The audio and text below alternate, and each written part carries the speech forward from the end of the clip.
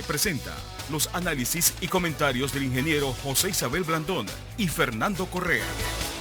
Estamos de regreso con más informaciones y en el ámbito internacional siguen muchas noticias. El coronavirus tampoco se detiene en Europa y van aumentando los casos en algunos lugares, que más adelante vamos a estar conversando cuáles son.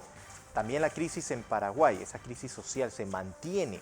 Ayer se dieron los primeros detenidos, prácticamente una semana seguida con estos de las manifestaciones que se han tornado un poco violentas.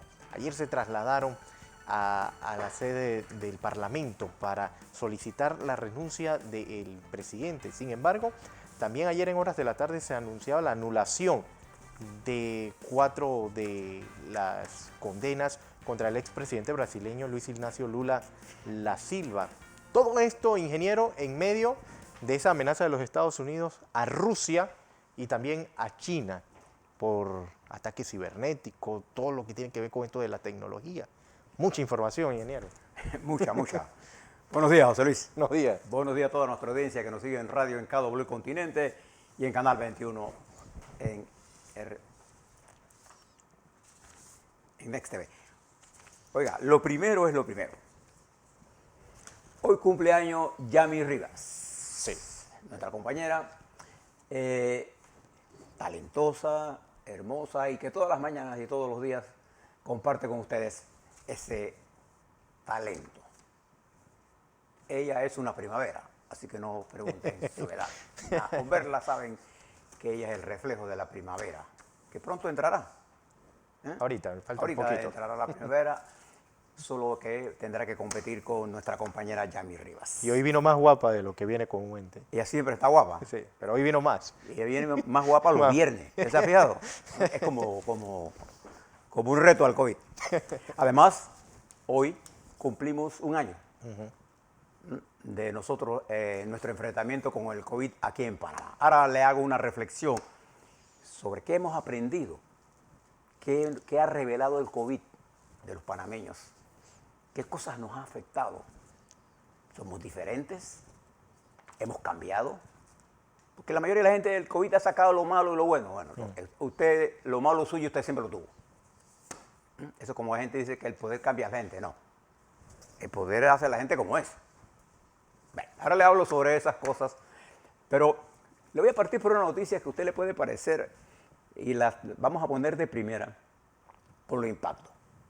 Ayer los Estados Unidos, de una forma inusual para mí, yo no sé, José Luis, pero la experiencia, jamás yo había visto una cosa como esta. El gobierno de los Estados Unidos advirtió a Rusia y a la República Popular China de un ataque cibernético programado que solo será notado por los organismos de inteligencia de esos respectivos países. En respuesta a los ataques cibernéticos, según los Estados Unidos, de que ha sido víctima Estados Unidos en sus instituciones por Rusia y por hackers chinos. Entonces, los Estados Unidos, es como si yo te dijera a ti, mañana voy a atacar tu casa. Así de simple. Y directo. Y esto expresa, y que se van a enterar los organismos de inteligencia de los respectivos países, y ya usted se imagina la clase de ataque cibernético que está planeado. Es una noticia interesante, Sí. porque usted vea cómo está el mundo. Así que mucho cuidado con lo que está ocurriendo. Pero muchas cosas están pasando en el COVID. Voy a partir por algunas noticias. El presidente de Siria, recuerde que el Papa estuvo en Irak, no en Siria, pero estuvo por ahí cerca, en esa región, y su esposa, el presidente Bashar al-Assad, dio positivo él y su esposa al COVID-19. Ayer fue confirmado. Les recomiendo que escuchen la intervención del el primer ministro Mario Draghi de Italia. Es un dramático llamado del nuevo primer ministro. Decía, hace un año, decía él, nosotros nos enfrentábamos a un cierre y a una gran incertidumbre. Hoy, o sea, ayer, decía el primer ministro, nos enfrentamos nuevamente a un retroceso en la lucha contra el COVID. Está golpeándonos duramente. Nunca pensamos que íbamos a tener 100.000 muertos. 100.000 es la cifra. Si usted lo busca por ahí, Sí, 100.000 es la cifra que Italia, la acusó el primer ministro ayer. Y 100.103 fallecidos. lo dijo ayer con una dureza. Y vamos a tener que tomar medidas heroicas, porque tenemos que vencer el virus. Esto está pasando en Italia, ante un nuevo primer ministro que fue confirmado en forma acelerada, un hombre con una gran experiencia en el manejo económico de la nación y de la Europa, un líder de Europa, que ayer habló con una franqueza. Y es bueno que ustedes lo escuchen porque hay una versión traducida de su discurso. Y en el doblaje se nota mucho el lenguaje corporal del primer ministro, donde expresaba la gravedad de la situación en la que está viviendo Italia en este momento. En que incluso pueden cerrar algunos colegios. No, van a tomar medidas de cuarentena, sí. ya la anunció. ¿Cuáles son? La vamos a ver en las próximas horas.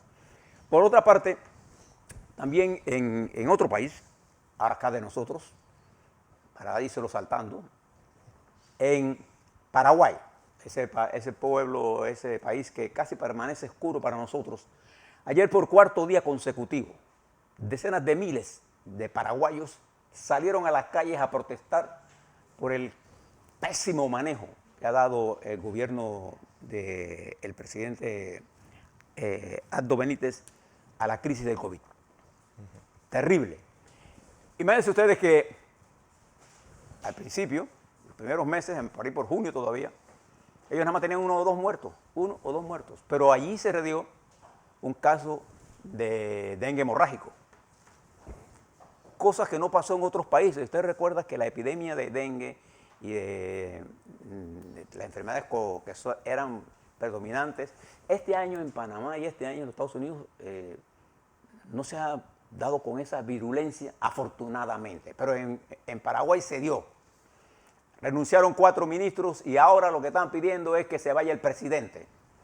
Y parlamentarios están metiendo mociones en el Parlamento para juzgar políticamente al presidente Benítez en el desarrollo de una crisis profunda en ese país del mundo. Pero quizás la noticia que ayer, José Luis, que recorrió el mundo con velocidad, fue lo que pasó en Brasil o lo que está sucediendo en Brasil en diferentes instancias. La primera instancia en el COVID, en donde la situación de San Pablo es una de tal nivel de gravedad que más del 70% de los hospitales, en términos de camas utilizadas por enfermos de COVID y de unidades de cuidados intensivos, están ahora mismo en uso por pacientes COVID-19, desplazando a otros pacientes y amenazando con hacer colapsar el sistema hospitalario más grande de Brasil, donde está una de las ciudades de mayor población. De más personas, y que ha dicho su presidente que no va a tomar todavía ninguna medida de confinamientos. Y en Colombia la situación del COVID sigue siendo igual. Vamos a ver algunas cifras, José Luis. Sí. El COVID mundial ahora mismo, ¿cómo nos encontramos? 118.054.289 casos. 2.626.345 fallecidos para una tasa de letalidad del 2.22%. ¿Estados Unidos? Estados Unidos tiene 29.744.600 casos, 538.628 fallecidos. La tasa de reproducción efectiva está cayendo en muchos países, pero están surgiendo en nuevas zonas. ¿A qué le tiene miedo? ¿A qué le presta atención el mundo académico científico? A las variantes que están surgiendo. Las variantes, por ejemplo, en Brasil, la variante P1, que ya está en Venezuela, que ya está en el Reino Unido, lo que pueden producir es que ellas, alguna de esas variantes, o al final una mutación completa, haga que las vacunas que hemos desarrollado sean inefectivas. Eso es lo peor que nos puede pasar. Eso todavía no ha pasado. Pero hasta este momento, las variantes que sí han sido probadas contra las vacunas han sido las vacunas efectivas para combatirlas. Pero la variante brasileña sí que pareciera tener un nivel de reproducción más alto, y esto amenaza a San Pablo, a Manaos, entre otras comunidades brasileñas, amenaza también a Venezuela, donde ya está. Es un país que acaba de emitir un papel moneda donde es la primera vez en la historia que un papel tiene un valor de 1 millón de bolívares. ¿Usted sabe cuánto vale ese millón de bolívares? 0,52 centavos de dólares. 1 millón de bolívares. Si usted tiene 2 millones, tiene $1. Mire el nivel de inflación. Cuando usted mira esas cosas, usted puede estar seguro que la administración de ese país es mala. Y luego que las medidas que han tomado contra ese país están funcionando contra el pueblo. Porque a ese nivel de inflación, ¿qué salario puede pagar las cosas? El presidente Biden ha dicho 2 cosas con respecto a Venezuela. Uno, que va a darle protección de visas a los ciudadanos venezolanos que están en los Estados Unidos, una visa de protección por 18 meses. Y por otro lado, que va a revisar la política de sanciones que Trump utilizó para pegarle a Venezuela, que realmente le está pegando al pueblo de Venezuela. Sobre todo porque a los Estados Unidos, a nosotros nos conviene que Venezuela controle la plaga. La plaga, hablo del COVID-19. Y con la medida que tiene congelados miles de millones de dólares que no puede utilizar. Entonces va a haber una revisión. ¿Cuáles son? No sabemos. ¿No? Pero el presidente, el Departamento de Estado advirtió de ello.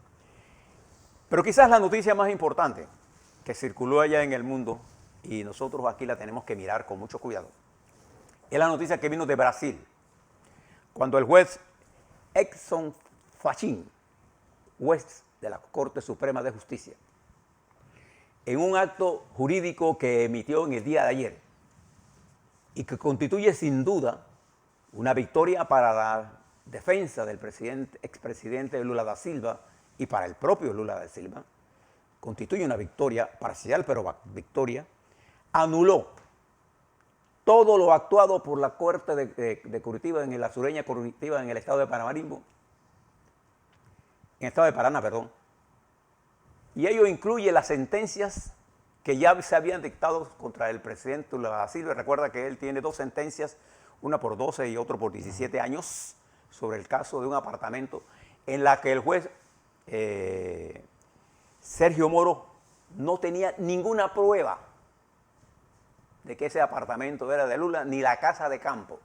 Por el apartamento de unos $150,000 le dieron 12 años de prisión a Lula da Silva, y por la casa de campo, que costaba $500,000, le dieron 17 años.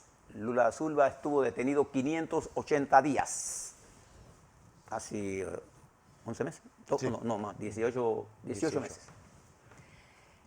Lo que el juez ha dicho, y digo que es una victoria parcial y ahora se le explico por qué. Lo que el juez ha dicho es que Sergio Moro no tenía la autoridad ni la competencia para juzgar a Lula por estos casos. Y que además, y esto es lo más peligroso de esto que dijo el juez, es peligroso porque esto tiene que ver con todos nosotros, varios países nuestros que somos víctimas en un momento de lo que se conoce en inglés como lawfare, o la utilización de la justicia como arma política. Lo que dijo el juez de la Corte Suprema Fachin es que el juez Sergio Moro, que además está siendo juzgado por la Corte Suprema de Justicia, estuvo en colusión con los fiscales y con testigos para armar casos falsos contra el presidente Lula da Silva y contra la presidenta de ese momento, y que su intención era condenarlo para que no corriera. Sergio Moro, el arquitecto del caso Lavallato, que ya no existe, Lavallato quiere decir Lavauto, no existe en Brasil, ya eso ya murió. ¿Y ahora qué queda?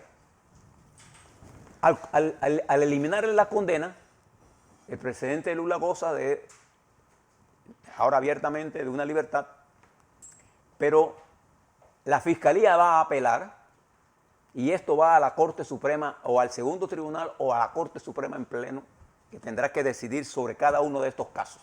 Lula da Silva, recuerde, fue acusado por 4 casos. El caso que tiene que ver con el apartamento famoso de una donación de AOS, en la que, de hecho, sea de paso, intentaron vincular a la firma de Fonseca y Mossack Fonseca, ¿de acuerdo? Sí. 2, al apartamento, el Instituto Lula, que lo acusaron de usar para lavado porque el Instituto Lula era un instituto, es como en casi todos los presidentes del mundo tienen eso, donde él daba discursos y este juez inventó acusaciones, Sergio Moro, que ahora está en juicio y que propició que Bolsonaro esté en el poder, y además lo acusó de recibir donaciones ilegales de compañías brasileñas. Ninguno de estos casos están probados en los expedientes. Esto conmocionó al mundo, ¿por qué? Porque inmediatamente surgió, si Lula da Silva en el pleno de la Corte decide que lo que ha actuado por el juez es correcto, podría correr en las elecciones del 22. Y inmediatamente salieron las encuestas. En las encuestas demuestra que si fueran elecciones en Brasil ganaría Lula da Silva, como era antes que Bolsonaro. Cuando Bolsonaro estaba corriendo, intentó ir a la campaña, las encuestas demostraban que Lula le ganaba por calle. Y el juez Moro se impuso para condenarlo y sacarlo de la carrera. El juez Moro, ¿dónde quedó? Ministro de Justicia. Unos meses más tarde sería acusado él mismo por el propio Bolsonaro y está bajo juicio. Esta es la noticia que le da vuelta al mundo. ¿Y por qué esto es importante? Porque la utilización de la justicia como arma política o la combinación de agendas mediáticas con intereses políticos y económicos produce distorsión de la justicia. Aquí está el resultado. Un Brasil ahora envuelto en una nueva lucha política compleja. Un Bolsonaro que ha demostrado una inmensa incapacidad para manejar la pandemia y sigue con argumentos anticientíficos. Y este es el Brasil, que es el país más importante y grande de nuestra región. Y esto está en la voz de está en la Voz de América, está en BBC. La mejor análisis jurídico, todo esto usted lo puede encontrar en BBC en español. Está en inglés, pero igual en español la puede usted tener. El país de España tiene una gran versión de todo esto. Y la prensa brasileña, que ahora es anti-Bolsonaro, publica esto, pero está en portugués. Y esto nos hace movernos hacia otro país de nuestro continente. Recuerde que Bolivia tuvo elecciones. Fíjense los resultados que tenemos hasta hoy. El Tribunal Electoral va a confirmar quienes ganaron en los próximos 5 días. Es decir, de aquí al viernes sabremos los resultados oficiales. Pero ¿qué sabemos hasta ahora? O por lo menos sabemos parcialmente.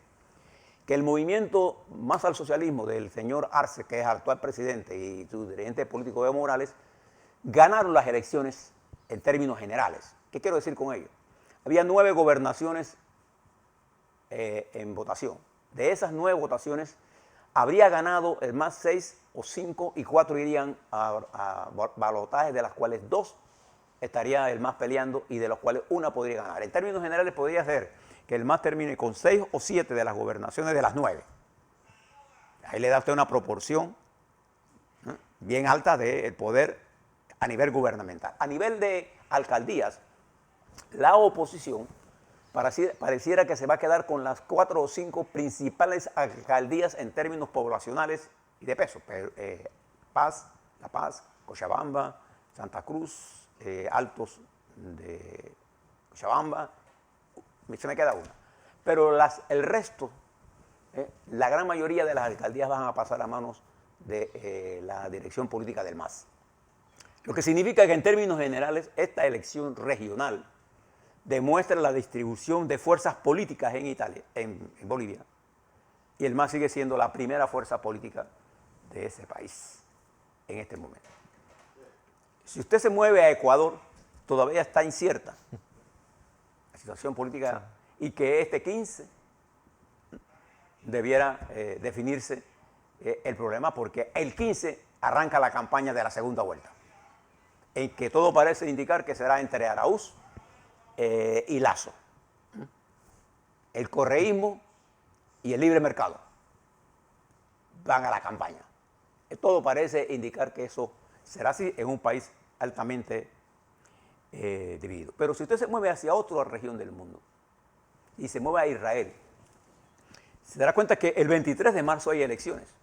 Este es un país que lleva, cada año hay una elección. La inestabilidad de Israel política no se refleja con la inestabilidad militar. Estas son dos cosas diferentes. Lo militar es una cosa y lo político es otra. Ha habido elecciones y esta va a ser una pelea entre el general Gantz y Netanyahu, entre el Likud y el partido azul y blanco. Esas elecciones son el próximo 23 de marzo, solo que en esta ocasión el primer ministro Netanyahu tiene la ventaja de que ha mejorado. Para que tenga una idea, Gantz es ex general, no es que estamos hablando de no una fuerza extraña en Israel. Lo que no hay es estabilidad política. Y todo parece indicar que va a ser el mismo nivel de